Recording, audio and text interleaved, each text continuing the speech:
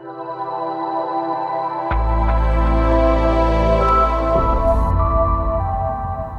guys, I'm Kent and welcome back to my channel. So I've got another cool installation today from Hard Racing.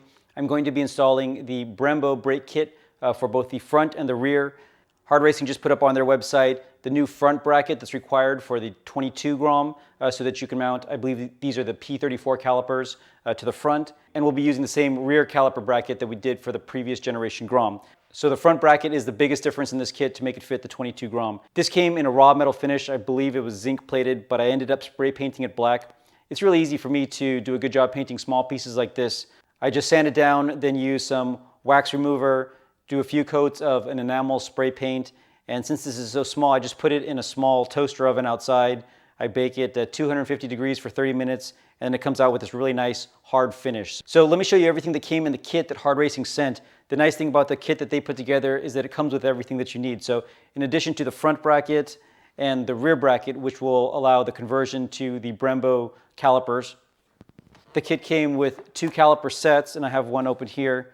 It comes in different colors. I opted for the silver just because I have a lot of silver accents on the bike. You can see the Brembo logo on the front there, but obviously a very high quality caliper. Both the front and the rear calipers are the same.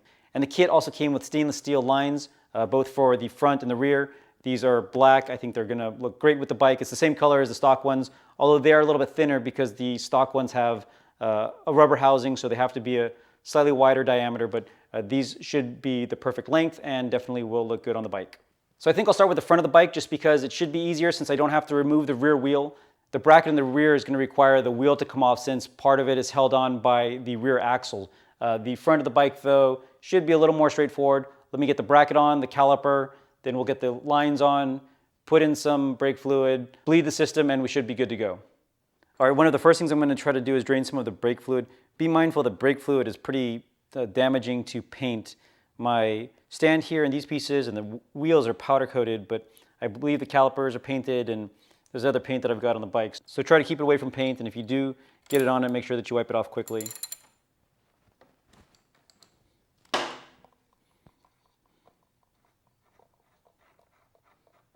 And while that drains out, let me start taking off some of these bolts.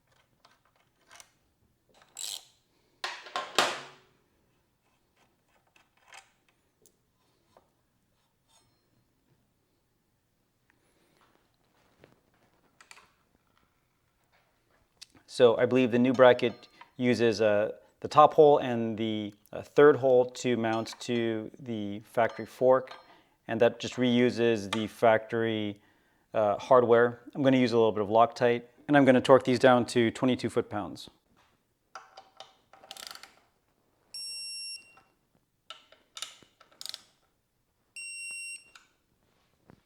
All right, so that bracket looks really good. It honestly looks OEM. The kit came with these spacers and also these bolts. I believe the spacers go in between the caliper and the bracket.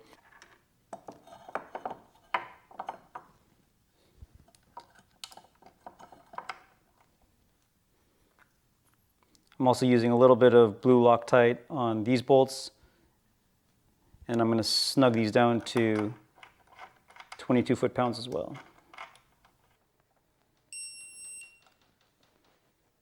The new caliper looks awesome. Let me get this line off and get the new line on. I may have to take off the headlight bucket because there seems to be a bracket that's mounting part of it right here.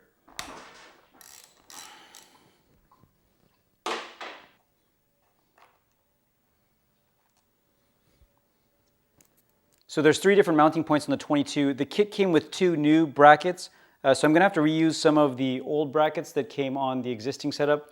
And the space is for a pretty wide grommet because the stock brake line was a lot thicker and then had these big rubber grommets around them. So I'm going to reuse a couple of these so that it fits properly in the stock bracket.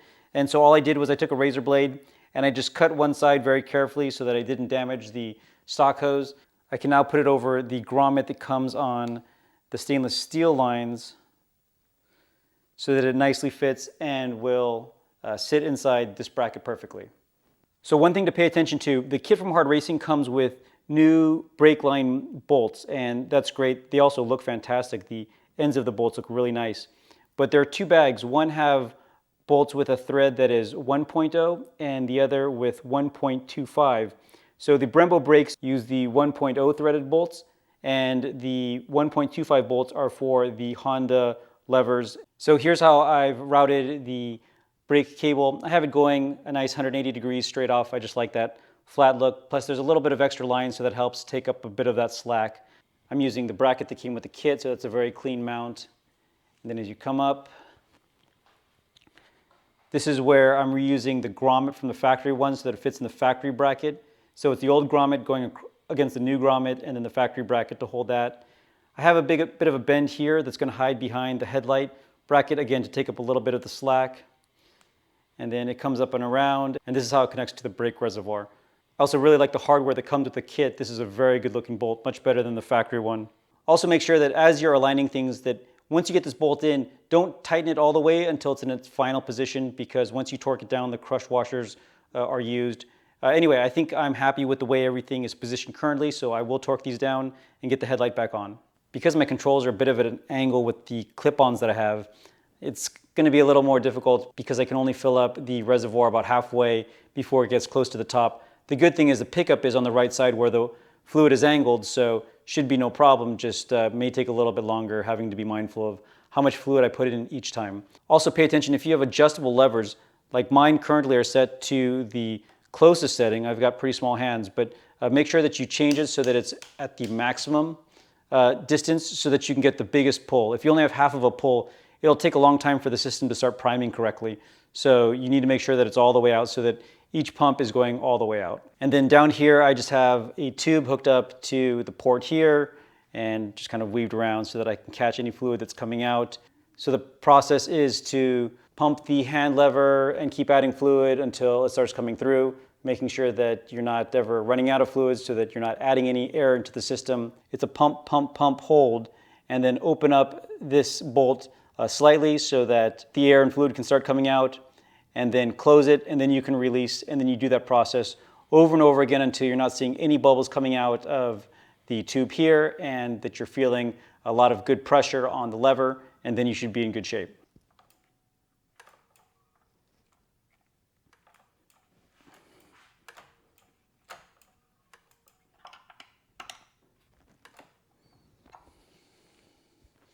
Okay, the brakes feel pretty good. In addition to the regular method, I also have this big syringe that I put at the end that I initially used to get some of the fluid through. And I also actually had my wife pulling a little bit of a vacuum out of this so that as I was doing it, it helps pull the air out a little more quickly. But yeah, the brakes feel nice and hard now, so I still need to put the headlight back on. Before I work on the rear, I'm going to go ahead and get this off the lift, ride it around a bit, make sure that it feels good, and then I'll get to the back set of the calipers. Okay, so those actually felt great, and I'm sure they're only going to get better as those pads start to break in, but actually really impressed. I didn't imagine that I'd notice that much difference. And again, usually brakes take a little while to start feeling good. So let me get to the back set. Okay, so here at the rear of the bike, the process is going to be similar. Here is the bracket. This one already came black and it's got a cool Taiga logo here. This is also going to move the positioning of the caliper. So instead of being up here on the top, it's going to be mounted a little more discreetly down here at the bottom. To get this bracket on though, it mounts the same way that the stock bracket does. I'm going to first pull off the stock caliper, then I'm going to take off the wheel. This one actually uses the axle to be supported, and then this little notch here files in the portion of the swing arm that the stock one did. So let me take off the stock caliper, then take off the wheel, replace this, and then we'll get it bolted up.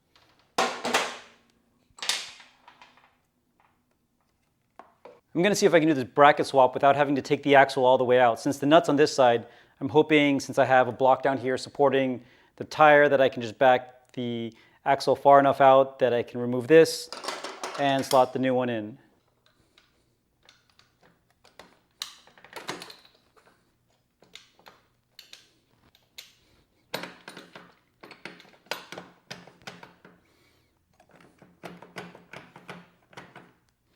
So it's kind of free. All right.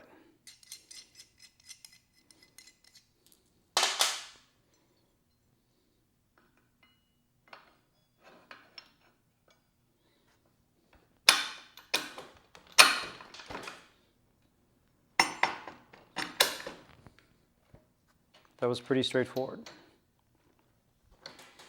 All right, so the new bracket's in place. So from this point, the process on the back is going to be pretty much the same as it was on the front. The caliper is going to mount here, 2 bolts secure it that were included in the kit. I'm going to remove the stock line and replace it with the line that came in the kit. And I also removed the triangle here because I needed access to the brake fluid reservoir so that I can keep an eye on it as I'm bleeding the brake line system. Okay, welcome back. So it's actually the second day. I've got my hard racing shirt back on for visual continuity. Last night I got everything pretty much together, but I was having trouble getting the master cylinder to prime. I tried the standard pump and release method, and that was actually not generating any bubbles of air. I tried sucking it out with a syringe, wasn't seeing any air. I even tried priming the syringe with fluid to push it up the other direction and wasn't getting any bubbles out of the top of the reservoir. So it was getting late and I gave up. This morning though, I realized that if I'm not seeing any bubbles in any of those directions, there must be a pocket of air stuck somewhere in the system that I'm just not able to get to. And since this caliper now is at the very bottom of the bike and in kind of an odd orientation, I decided just to lift it above the reservoir.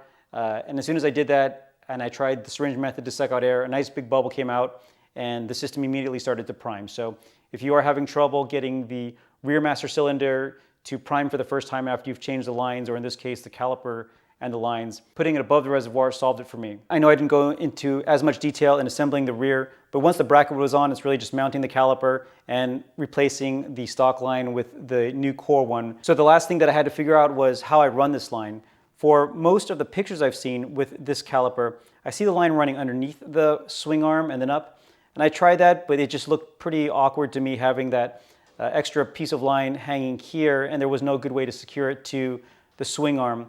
If you have the stock swing arm, there's different mounting points where I think you can probably run the brake line a little more cleanly. But anyway, I decided instead to run it over the swing arm. It kind of has a mountain bike rear derailleur look. The only other challenge though was that I had no way to secure the line to the swing arm. I tried some zip ties, and even as an interim solution, that was going to drive me nuts just because it looks so unfinished. So what I did was there was a little piece on the swing arm that I just drilled and tapped an M6 hole, and then using one of the brackets from the kit and the rubber grommet that came on the brake line, fashioned this perfectly fitting connection so that it holds the brake line exactly where I want it, so it keeps the shape that I want all of the time. It also has a little bit of movement, so through the swinging of the swing arm, if it needs to have a little bit of give, it can, but I think the way that it's set up is going to be just fine. So thanks again to Hard Racing for setting me up with this kit. I'll link in the description below directly to this product. I think it looks fantastic, and again, in some of the preliminary writing that I've done, definitely feels better than the stock brakes, and my expectation is as those pads wear in, will only get better. I still have more mods planned for this bike, so thank you for watching, stay tuned for more videos, and keep on building.